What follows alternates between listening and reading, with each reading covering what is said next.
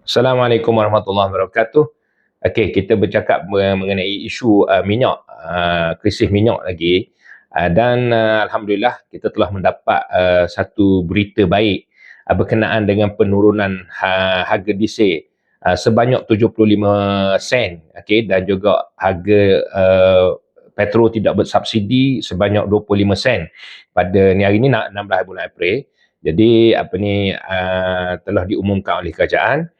Jadi alhamdulillah, syukur pada Allah Taala tentang berkenaan penurunan harga ini.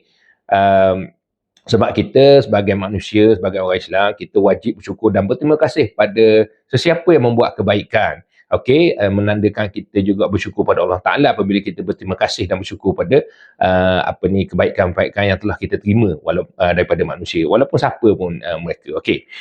Itu perkara yang pertama saya nak sebut. Yang keduanya ialah um, walau macam mana sekalipun, penurunan harga ini masih jauh daripada kenaikan dia. Kita dapat 3 kali kenaikan itu kan. 3 kali kenaikan yang begitu besar untuk diesel dan juga beberapa kali dengan RON 97 itulah yang telah diumumkan oleh kerajaan. Apa yang telah diumumkan oleh kerajaan ketika kenaikan adalah kerana krisis minyak di Teluk di Selat Hormuz, yang mana kapal kita telah disekat kan. Walaupun kita tidak mempunyai 100% import minyak daripada situ, tapi masih harga dinaikkan. Okey, kemudiannya yang harus kita sedar dan harus kita tahu, dan saya yakin semua orang tahu bahawa harga yang diturunkan sekarang ini masih jauh daripada harga yang telah ditetapkan oleh kerajaan terdahulu, yang mana kerajaan yang dikutuk, yang dikritik dengan hebat oleh PMX kita ketika menjadi pembangkang. Okey. Dan apa yang agak menariknya ialah ketika PMX menjadi Perdana Menteri, inilah kali pertama ada krisis minyak yang agak besar kan. Tapi ketika kerajaan yang terdahulu yang menghadapi krisis minyak, dia telah menghadapi beberapa perang di Teluk 90, perang di Afghanistan, Iraq 2001 selepas pada 9/11 tu kan. Kemudian di Afghanistan, kemudian di banyaklah negara tu yang kita menjadi agak ingin tahu, adakah krisis-krisis itu dihadapi dengan menaikkan harga minyak. Saya rasa krisis yang dahulu itu lebih teruk, terutamanya perang Iraq, yang mana serangan dilakukan di negara Kuwait, yang di mana Selat Hormuz itu juga kawasan region Gulf country itu juga. Okey, dan ketika itu George Bush telah menyerang balik Iraq selepas pada Iraq invade Kuwait on that time lah. Okey, lepas tu apa solusi yang telah dilakukan oleh kerajaan ketika itu? Adakah menaikkan minyak dan menyatakan bahawa gini? Okey, ada orang akan kata bahawa minyak ketika itu kita bukan jadi pengimport tegar minyak dunia. Okey, kita boleh bersetuju kan. Tapi ketika mana ada dalam satu rancangan debat antara Datuk Sabri Cik dengan PMX ketika itu yang menjadi pembangkang, dia mengatakan bahawa apa masalahnya kan dengan kenaikan harga minyak dunia, sebab setiap kali kenaikan harga minyak dunia dalam satu dolar, lebih kurang disebut tu lah, kita akan dapat 360 juta. Saya minta maaf takut salah tu lah, tapi ada beberapa kenaikan tu kita akan dapat 360 juta ringgit keuntungan. Jadi kita boleh masukkan balik dalam subsidi. Itu kenyataan dia itu kan. Jadi dari segi pengimportan minyak mungkin berubah, tapi dari segi pengeluaran minyak kita mempunyai beratus telaga minyak, yang mana pada tahun ketika dinyatakan itu kita masih belum menjumpai telaga minyak bertam contohnya kan, bertam. Ada beberapa lagi telaga-telaga minyak yang baru kita temui, dan kita juga harus sedar bahawa perkadaran kenaikan harga itu pada tahun ketika dia berdebat dengan Datuk Sabri Cik itu, perkadaran harga naik sehingga sekarang itu maksudnya ada kenaikan harga. Ada kenaikan harga. Dan harus diingat apa yang dinyatakan bahawa kita mengimport minyak yang murah dan kita menjual minyak yang tinggi. So jadi isu-isu itu harus kita cek balik, okay? Berkenaan macam mana langkah kerajaan dahulu yang ketika mana diserang oleh PMX itu menjalankan pentadbiran mereka untuk menghadapi krisis minyak itu, berbanding dengan sekarang yang begitu cepat naik 3 kali terus naik dalam masa sebulan gitu je, beberapa minggu je naik kan. Okay. Kemudian ada juga orang-orang yang main-main lah, bergurau. Tanya sebab apa di Sabah Sarawak tak turun juga ada harga diesel kan? Mungkin orang tanya, dah dia tak naik dulu, dia akan jadi timbul pula persoalan ni sebab apa tak naik dulu kan? Sedangkan dalam penyelesaian dia masalah ialah kenaikan harga minyak. Perang di Selat Hormuz, adakah tidak mendapat bekalan yang sama daripada Selat Hormuz? Itu soalan-soalan yang akan orang kemukakan ya.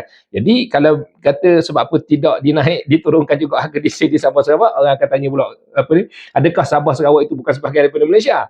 Kan? Jadi sebenarnya kita dah nampak satu pattern yang sebenarnya dibawa oleh UMNO jugalah, bahawa Sarawak dan Sabah adalah deposit tetap kerusi parlimen mereka untuk mengekalkan kuasa. Itu kita semua dah tahu kan. Selain daripada jajaran ataupun kawasan parlimen yang memerlukan hubungan yang logistik yang sukar lah, mungkin mempunyai masalah logistik yang sukar yang menyebabkan sesetengah parlimen itu agak luas tapi dengan jumlah kepadatan penduduk yang sangat sedikit. Contohnya 20,000, 10,000, saya tak pasti dengan figure tu lah, tapi 20,000 itu dah dapat dibuat parlimen. Okey, kita bersetuju dengan logistik ataupun dengan keadaan muka bumi yang sukar tu, tapi kita juga mengetahui bahawa di Terengganu ketika dahulu Terengganu mempunyai 70-80 ribu penduduk, dan di Johor, di Sabah Sarawak, walaupun ada di parlimen yang tidak mempunyai masalah permukaan bumi ni, masalah hubungan ni, masalah yang secara hubungan ni, dia masih mengekalkan 2-30 ribu penduduk saja untuk satu parlimen. Dan ini menunjukkan bahawa jelaslah bahawa kenaik untuk membuatkan jumlah kursi di kawasan selamat mereka itu bertambah dan menyelamatkan mereka daripada kalah dalam PRU. Okey. Itu yang ketiga, okey. Kemudiannya orang bertanya juga, keadaan di Hormuz sekarang ni, Selat Hormuz sekarang ni masih genting. Mereka telah memberikan satu tindakan ataupun ugutan kepada dunia dengan menyediakan kapal-kapal mereka berdekatan dengan Selat Hormuz ketika mahu keluar. Dia tak boleh nak masuk dalam sebab Iran ada, jadi dia tunggu kat luar. Okey. Maksudnya keadaan kapal itu masih tak selamat. Kan? Kecuali China. China yang selamat, yang dia berjalan, dia kata jangan ganggu kapal aku, dan tak ada orang berani lah, mereka tak berani lah, sehingga kan dikatakan ada kapal-kapal lain pun mengaku daripada China juga, untuk bekalan China juga, sehingga mereka tak berani. Jadi sekarang ni masih dalam keadaan genting, dan mereka juga melalui Trump telah mengatakan bahawa akan mengadakan perbincangan balik dalam masa 2-3 hari ni dengan Iran, walaupun dia mengaku bahawa dia telah menguasai perbincangan lah apa semua ni, akhirnya dia juga yang akan minta balik perbincangan semula diadakan dalam masa hari. Jadi keadaan tu masih tak kondusif. Macam mana boleh diturunkan harga minyak? Okey, dengan alasan yang kita gunakanlah, alasan asal ialah kerana perang dinaikkan harga minyak. Okey, jadi macam mana dia boleh turunkan harga minyak? Kemudiannya